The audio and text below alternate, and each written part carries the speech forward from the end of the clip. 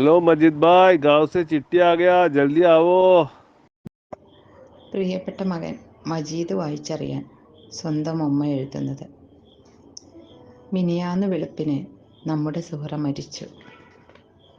അവളുടെ വീട്ടിൽ കിടന്ന് എൻ്റെ മടിയിൽ തലവെച്ച് മരിക്കുന്നതിന് മുൻപ് നിന്റെ പേര് പറഞ്ഞു. നീ വന്നോ വന്നോ എന്ന് പലതവണ ചോദിച്ചു. എല്ലാം അള്ളാഹുവിൻ്റെ വിധി.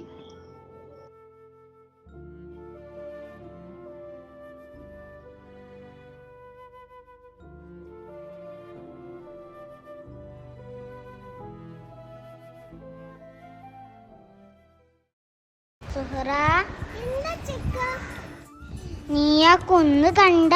അവിടെ ഞാനൊരു മണിമാളിക പണിയും. സ്വർണ്ണ ചുമര് മണിക്കല്ലോണ്ട് തിന്ന. നീ എന്താ മൂളാത്ത?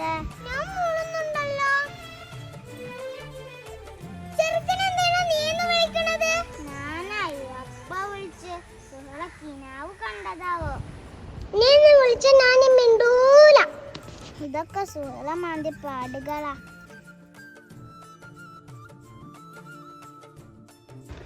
ഞാനെന്ത് പറഞ്ഞാലും ബാപ്പയും ഉമ്മയും എന്നെ അടിക്കും. ചിലവരെന്നെ പിച്ചും മാന്തും. അവരുടെ ഒരു സുഖത്തിനേ. ഞാൻ മരിച്ചു പോയാൽ അവർ പറയും പാവപ്പെട്ട മജീദ് ഉണ്ടാണെങ്കിൽ പിച്ചും മാന്തും ചെയ്യാറുന്നെന്ന്.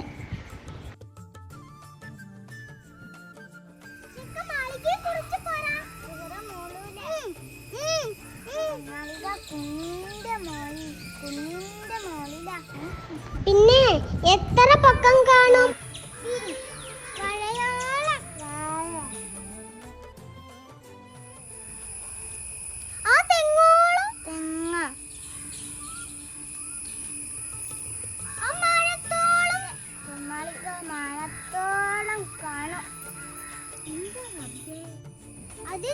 ഒറ്റക്കാണോ താമസിക്കാൻ പോണേ? ഞാനും ഒരു രാജകുമാരി. അതേതാ രാജകുമാരി? അതൊക്കെ ഉണ്ട്. ചെറുക്കന്റെ രാജകുമാരിനോട് എടുത്തോളാൻ പറ. ഞാൻ വരുന്നില്ല ചെക്കന്റെ കൂട്ടത്തിൽ. രാജകുമാരിനെ വിളിച്ചോ?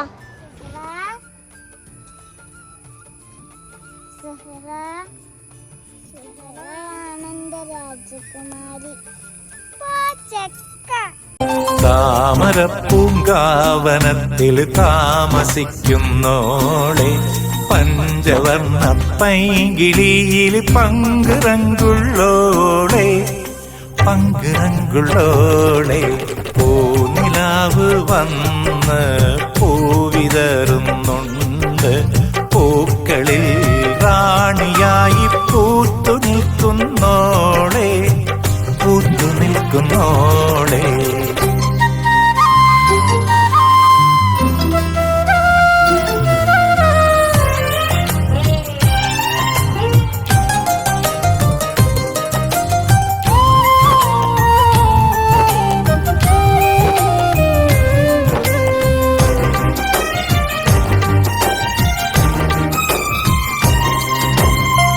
കാത്തിരുന്ന് കാത്തിരുന്ന് കാൽ ധരിച്ചു പോയി.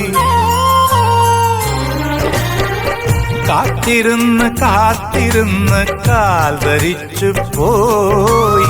കൺമണിയെ കാണുവാനായി കൺകൊതിച്ചു പോയി. കൺമണിയെ കാണുവാനായി കൺകൊതിച്ചു